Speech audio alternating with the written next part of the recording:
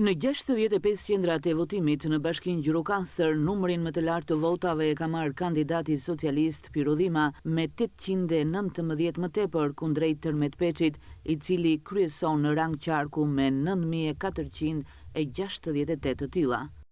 Piro Dhima ka marrë 4320 vota, Tërmet Peçi 3501, Shoqëri Hysi 805 dhe Anila Dimitri 164 vota.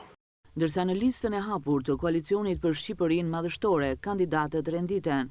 Alma Kore ka marrë 2637 vota, Arbenistani 1541 vota, Mariklen Dervishi 201 vota dhe Bajram Hysa 186 votas.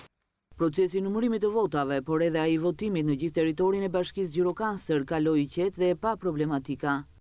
Ky proces mbaroi pa incidente, pa asgjë. Jemi shumë të kënaqur dhe ne si komision për punën që kemi marrë dhe vlerësimin që kemi marrë nga kandidatët. Gjithë baza materiale u tërhoq, tani kutitë u ngarkuan po nisën për Tiranë dhe gjithë baza materiale, kamerat, komplet të gjitha ikën. Përfundimisht u mbaroi.